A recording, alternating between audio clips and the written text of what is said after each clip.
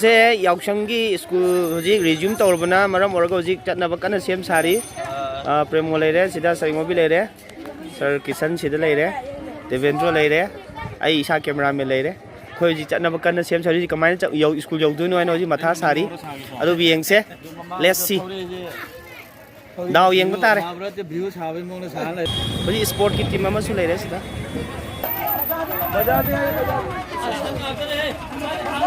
Sir सजित गायदा हजिक sports की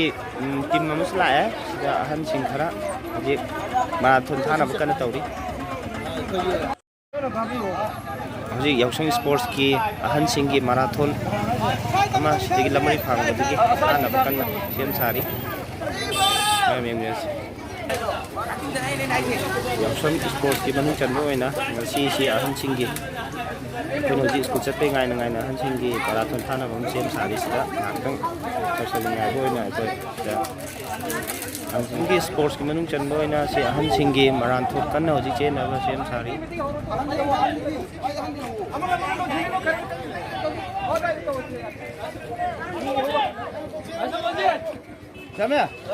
हजिक थानब लमजेन से थानब कन सेम सारी रेडी लेरे मैम अहन सिंह की माराथन तेंगनि से याम नुसिबा अतुगुंबा याउशंग स्पोर्ट्स की अथेल अमनि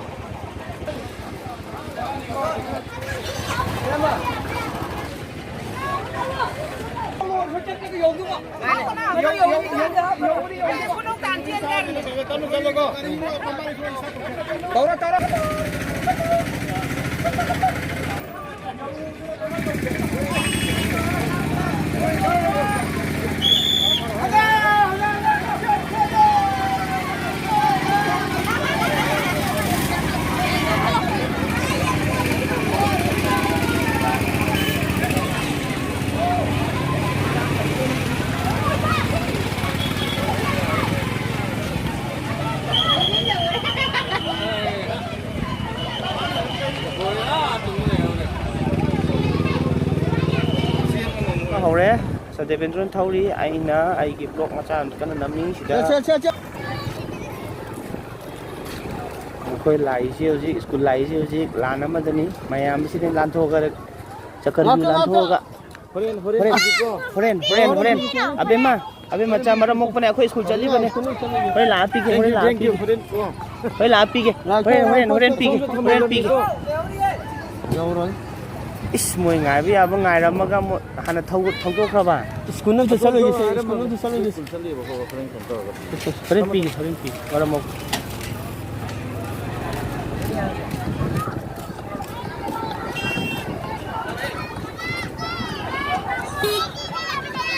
मचा नुसीबा मचा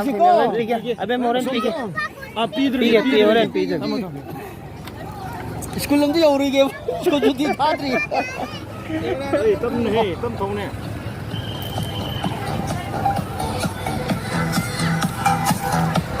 उनकिन जाजिंगने ले संदो तारदि सेसु थत लेरमे इवन थनरे तु पैसा पिरम वाइ से माइ काइद्रे ngoingonda ngasi de am kai ba hen halau kan dok pini ma'am पी दे में दिन से लोई ngai le re ओय ngatu thamo से हैरम हमने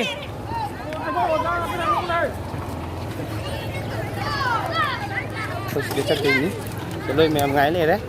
जी ga khoi sidagi amu makha ta de ni somda labuk lambi rom ni chatpeni maram ne mayam se lanto ga school yoba ngam do mande aduna hojik labuk lambi rom ni chatne salbi pi se le re school अखोइना school हजिक लाइसे ma'am से लाथोप ngमोय हाइना हजिक लबुक लंबी खोंजोम रोमदनी लाथो याम नुंगाइदुइ जानी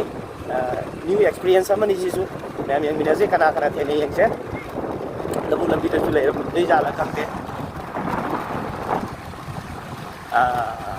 sir Devendra थौनो comment सुम पीबियो लौगा सोंगी सोरक का खेनाबी चांगसी लौदो जी कनामता लैबुरमोय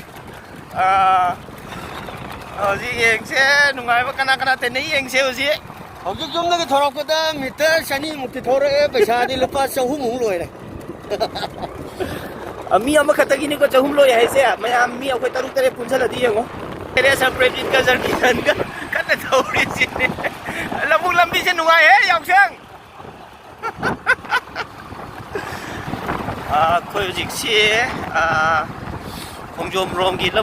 labuk te gi la thok toi se khongjom rom te gi ni main road ta toi ni gari tong mai ra khara di khuche ni e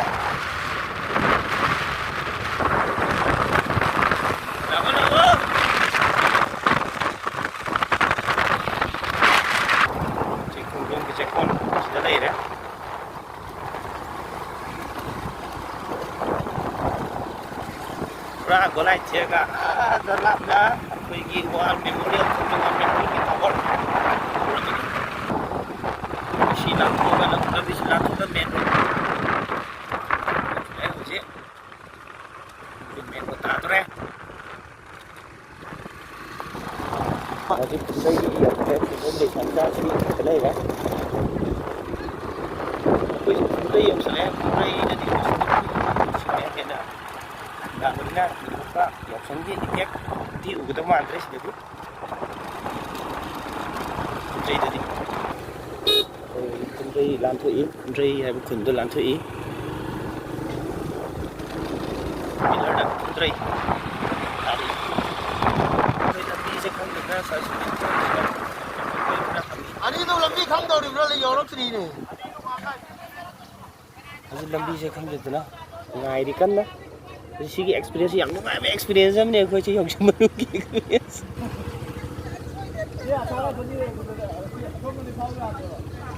din lambi kan hang na ri oh smart to chalo som da khoi get rom da chalo ai ri ji maning den ani ju thok le ta pe re chalo ji di lambi hang ye ji yang si lambi ji khadi nungai tre tang je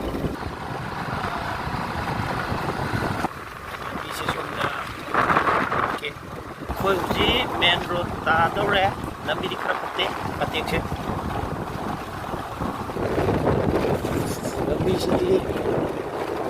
ada kos sida main road tina te lambi ma thatlam me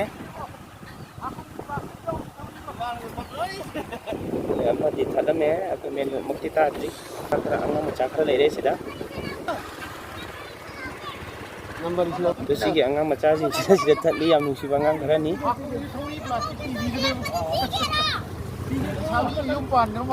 Number is low guys. Kau sudah katang siu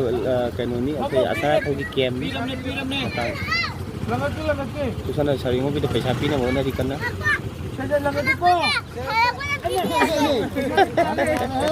Mai dah pale. Tama.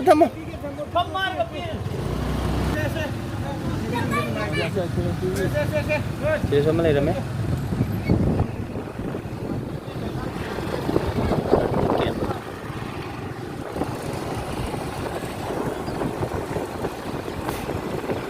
Sam yang sangat dalam lagi. Jadi saya masak lagi deh. Jadi saya masak lagi deh. Si mau chicken thali. Mau chicken lambi thali apa? Ai. Oi, sojau. Thank you.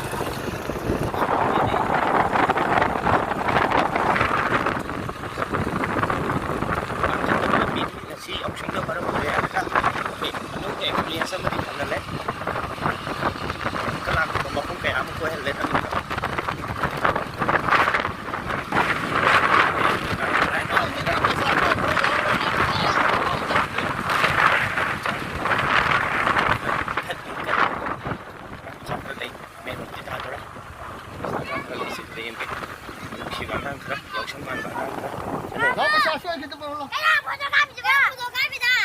Em sao đi photo cáp ấy cắn là sao đi lấy sai mà sai chậm mà này anh Đi qua là nó nuôi đi qua mà nó. Đây này xong đi. Giao đi. Tu tha dar tu ya. Tu piram. Kiri tu piram. Chi hình gì? Siapa sih men? Dari National Highway. National Highway tarik. National Highway. National Highway dah su lay rồi chứ ai là không nghe. loiba na jo pa do mo jo le thara mo khar khar ngai chat mi na se kami dah le sa sa ka se lai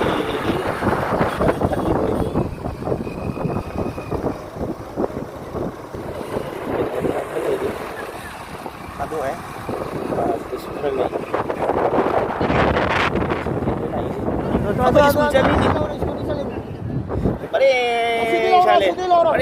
sale deh asu maning na lai si di lo ra so Horen pige koi halak pada pige tuh kunna koi halak pada pige nah apa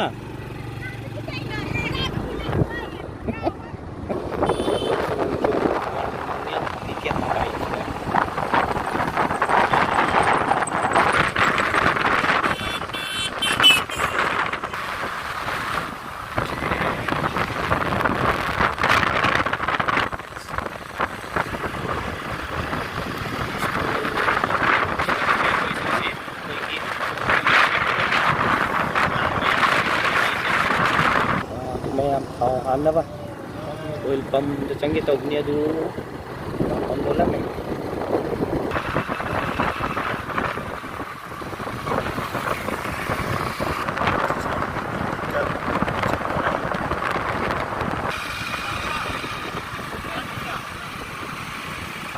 tim jiu ji national highway ta kan yaw ji wangjing yaw dore ji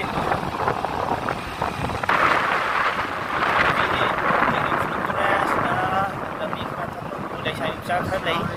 thật vui hiện khi một người đã mua cả máy tông nó hiện có ta làm lâu mà dia sudah yang sama dia sudah sampai yang mulai pak seperti mulai pak hektar saya bisa yang lain jadi ini kemarin mau lakukan jadi nanti yang sih memang keren video juga kita bisa juga ये जिन्ना सिद्धांत थोड़े है पैसा खरा पिरामी आज दसु अखोई पैसा खरा पैसा मिसा मैम वांजिंग योरम दाइसिदा सुकिमति यामना लेरे मोइसे पैसा खम लेरे तंजे थलक करे मैम लेमना लेकी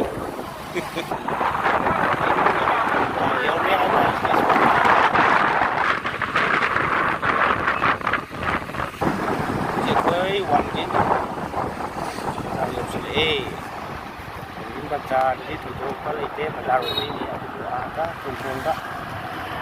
yang lebih oleh akademi bapa ada kak ini di traffic show jadi karena tadi traffic show yang sampai yang kita tahu ni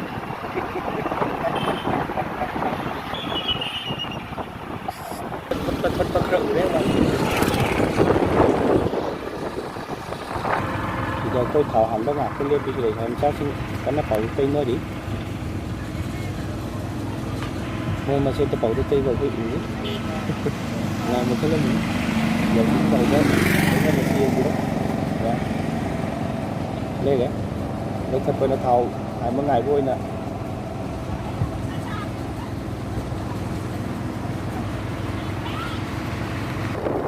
Sidar Royal Academy thong khong da su ama le ra me thau kan hari sab ben jine sidar je le re group ama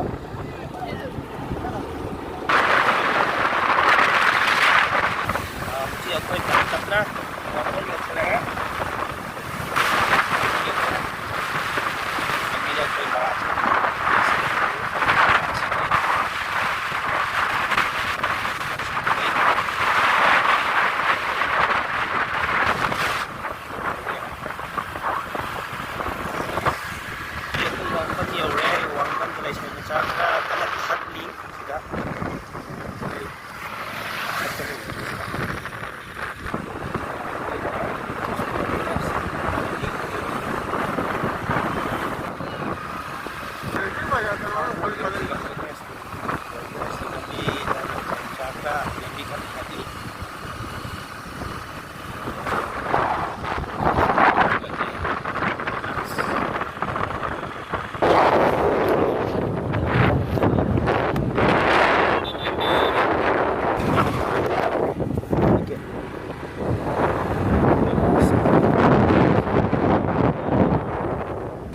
ꯆꯪꯉꯦ ꯍꯧꯖꯤꯛ ꯁ꯭ꯀꯨꯜꯗ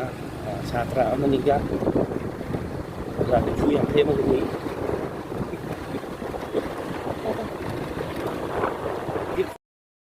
channel ꯑꯁꯤꯕꯨ ꯅꯨꯡꯁꯤꯕꯤꯗꯨꯅ subscribe ꯇꯧꯕꯤꯌꯨ ꯑꯃꯁꯨꯡ ꯃꯊꯪꯒꯤ video ꯎꯕ ꯐꯪꯅꯕꯒꯤꯗꯃꯛꯇ ꯕꯦꯜ ꯑꯥꯏꯀꯣꯟꯁꯨ ꯁꯨꯡꯁꯣꯏ ꯁꯣꯏꯗꯅ ꯅꯝꯕꯤꯌꯨ